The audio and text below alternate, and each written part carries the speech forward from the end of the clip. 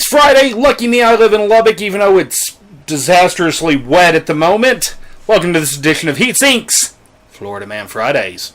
Florida Man. Alright, so kicking it off this week, we've got a couple of real good ones this week. One of them's a little short, the other one's a little long. Florida judge may throw the book at twin brothers accused of throwing bricks at each other. Michael and James Arenales. What's with these weird-ass names in Florida? Both 52 were arrested Tuesday night after the two started arguing with each other in the front yard of their Orange City, Florida home, according to the Florida Sun-Sentinel. The argument got doubly heated when Michael threatened to throw a brick at his brother. Now, which one of these two guys is Michael? I don't have any idea. So, you decide. Especially since they're twins. I mean, I guess either one of them could be Michael.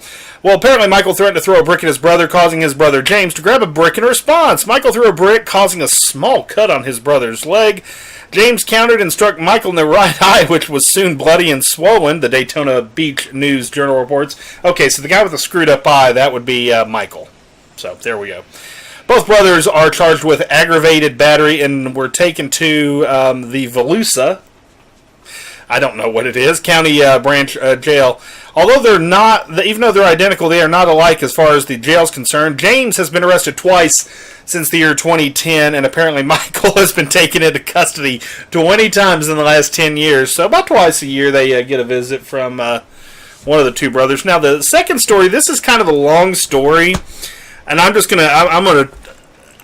one just baffled me, especially being a guy that works in the law profession. Florida man brings neighbor's dead body to lawyer's office. Weekend at Bernie's Probate. Florida man has so far avoided arrest after killing his neighbor and bringing the body to his attorney's office in what his lawyer calls a classic case of self-defense. John Marshall, who, I don't even know if I have a picture of him yet, but if I do, it'll be around my head somewhere. He said that he had been fearing for his life in the days before he was forced to shoot a neighbor, Ted Hubble, 65, over a property dispute in, here we go with these weird Florida names, Bokeelia, B-O-K-E-E-L-I-A, Florida. And that was on Wednesday. A couple days before the shooting, Mr. Hubble had threatened Mr.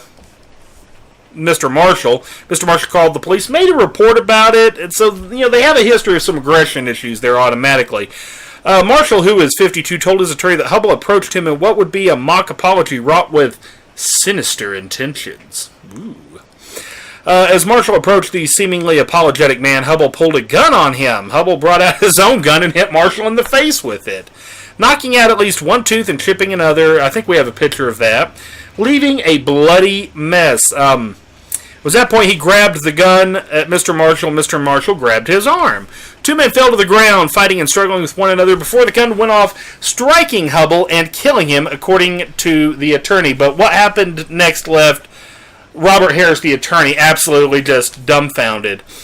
In what he describes as a state of shock, Marshall took his neighbor's body, put it in the back of his pickup, and drove to the lawyer's office. Road trip. When Marshall arrived at the law firm, he told his lawyer that Hubble's body was in the back of his truck covered up. He excused himself and he called 911. Way to go, Mr. Attorney Man. Very nice. Nice to see the bar prepares you for everything. As his lawyer had to gather my wits about me pretty quickly and deal with the investigation and not worry about my own concerns, I'm sure he had a lovely conversation with his wife at dinner that night. Marshall was taken into Lee County Police for questioning and later released. When asked if moving Hubble's body constituted tampering with evidence, Harris clarified that there would need to be reasonable proof that his client attempted to destroy evidence, which he said there was none. Of course, let's face facts, guys. The right thing would have been called the police right then and there. So, but apparently, they've now sent private investigators to speak to the other neighbors to see if whether or not this guy was really threatening him. But apparently, these two had been going back and forth at each other for a while.